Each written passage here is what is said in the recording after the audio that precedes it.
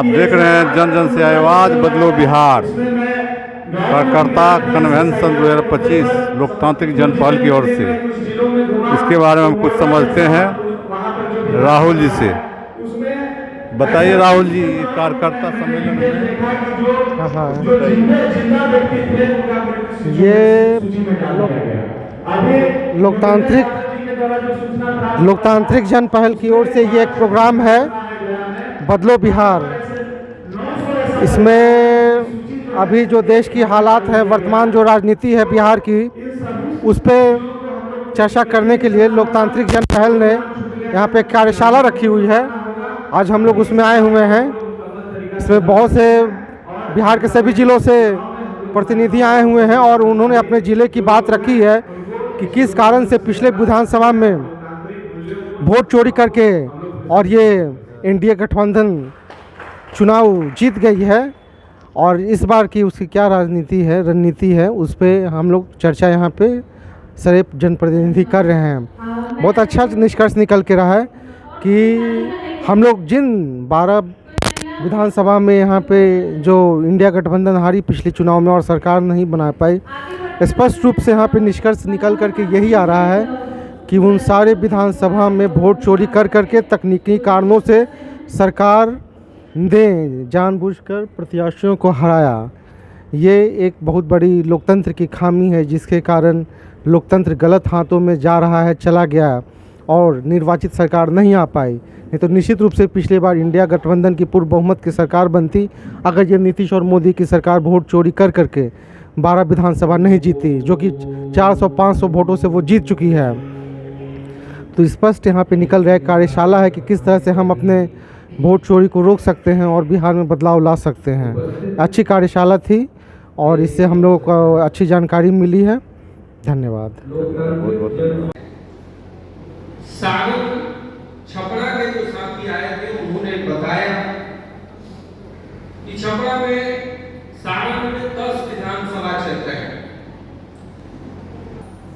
मैंने पूछा था कि आप जो है आपके गठबंधन की और केंद्र में आपकी सरकार मौजूद स्थिति में रहने के बावजूद सबसे ज्यादा आपने यहाँ पर लोकसभा का प्रतिनिधित्व किया, उसके बावजूद इन मुद्दों का क्या हुआ? तो वो बहुत ज्वलंत सवाल थे और उससे जनता का जुड़ाव होते गया। बहुत सारे लोगों का फोन और मैं कहूँ तो अतिशयोक्ति नहीं है कि उस धारा के लोगों ने भी फोन करके और कहा कि आपने बहुत वाजिब सवालों को उठाया है और वो सवाल था वहाँ की क्षेत्रीय जो समस्याएं थी उनको रेखांकित करके एक मतदाता के रूप में सवाल किया गया।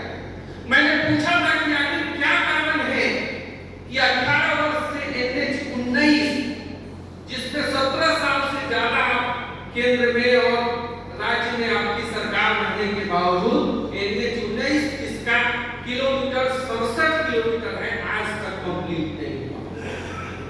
आपके जो नितिन गडकरी जी हैं वो कहते हैं कि हम अमेरिका के मापदंडों के अनुरूप सड़क बना रहे हैं।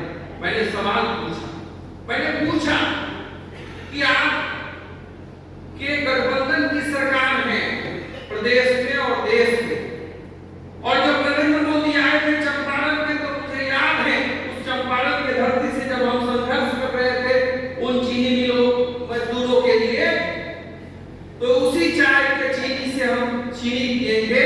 तो महावरा का जो चीनी मिल है, मॉडर्न मिल है, आखिर इतने वर्षों के बाद क्यों बंद पड़ा?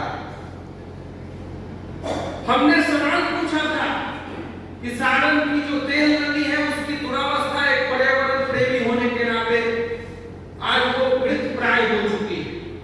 हमने नमामि गंगे के ऊपर सवाल उठाया था, हमने स्मार्ट सिटी के ऊपर सवाल उठाया था और इतने ज्वलंत सवाल है कि सत्ता तिलमिला गई। इसलिए मैं समझता हूं कि आज अगर आरएसएस और बीजेपी का मुकाबला करना है तो सवालों से आप मुकाबला कर सकते हैं।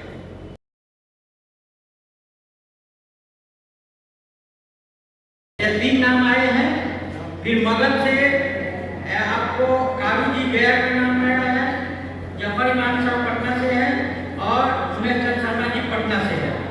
पूर्वांचल से आया है, इसमें डॉक्टर अजीत लखीसराय के हैं, महबूब साहब है, राकेश जी है, कुमार कृष्ण और सुमलता, ये 5 नाम